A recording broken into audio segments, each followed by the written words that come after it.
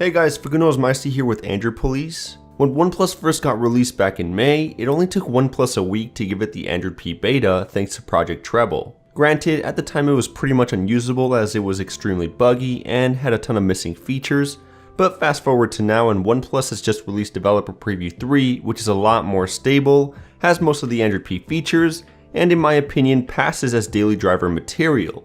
Let's take a quick look at all the new features and design tweaks OxygenOS has gotten with this pre-release. Starting with the look of the UI, everything is now round. From the notifications, quick setting panel, and tiles to the pages within the recents menu, search bars, and more. Plus there are some color changes including the icons within the settings, and the shelf panel within the stock launcher. Like stock Android P, OnePlus is also aiming to make all system icons outlined, with some being circled, but that is still inconsistent in some spots such as the icons in the quick settings panel, which are still filled in. They're probably going to fix this in the next release. They also tweaked the look of the volume and power menus. They look and work the same way as the menus found in Android P on the Google Pixels. The Recents page has gotten a complete overhaul. It now uses horizontal scrolling instead of vertical, and app previews are now much larger. To close an app, you can swipe up on it, and to clear everything, you can tap on the X button. The interface for triggering split screen has also been redesigned, and it's a lot more convenient to use than the old interface on Android Oreo. It's very similar to the Google Pixel, with the only thing missing being the app drawer. Android P on the OnePlus 6 also brings the Google Pixel's new alternative nav bar. It's gesture enabled, so you can swipe up on the home button pill to bring up the Recents page, pull back on the home button to quickly scroll through your previously opened apps, swiftly swipe right to switch to your previously used app, the back button only pops up when necessary, and if you have auto rotate disabled and you turn your device to landscape or portrait, a small button will show up offering to change the rotation. Unfortunately, there's no quick option to enable this new nav bar in the settings. You'll need to use ADB to enable it, and once you have it enabled, you can't use a third-party launcher.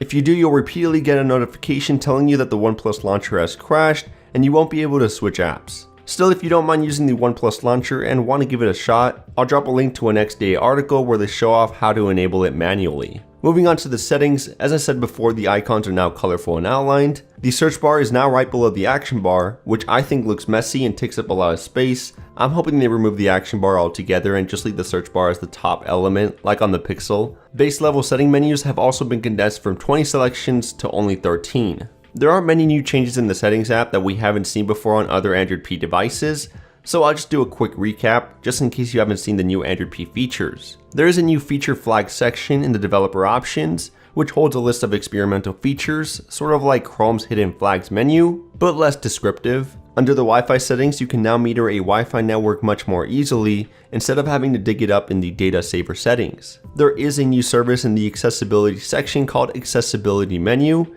It makes it easier to perform 9 actions that would otherwise require precise gestures or hardware button presses. Perfect for those who have a motor impairment. Do Not Disturb mode can now do a bit more, but the option to enable it by pressing the volume down key or by using the alert slider has been removed. Still, it can now be scheduled to turn on, which wasn't possible before on OnePlus devices, and it can now completely hide most notifications in your notification shade. The battery section looks very similar to the Pixels.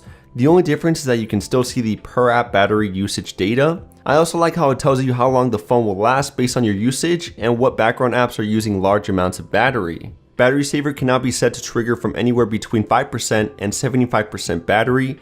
The only features that don't currently work are the screen usage data and last full charge data.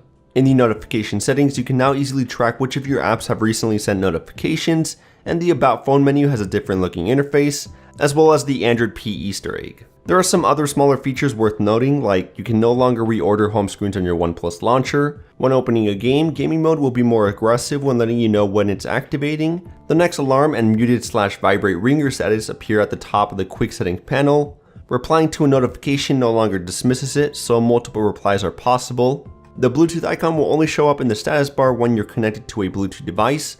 Otherwise, it'll disappear even if Bluetooth is turned on in the settings. There are some sweet new animations sprinkled throughout the UI. Text selection now has a zoom lens, which surprisingly is another feature OnePlus devices have never had. The unlock pattern now fades as you swipe.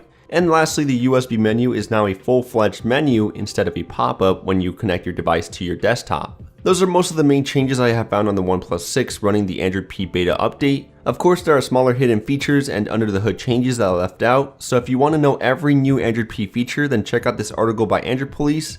I'll leave a link right below that like button. I haven't experienced too many bugs on OnePlus's latest beta. I only experienced a few freezes and force closes when I manually enabled the gesture navbar. That's probably why OnePlus didn't add an option in the settings to enable it just yet, but other than that, this build is definitely usable. I'll drop a link to the latest flashable zip down in the description.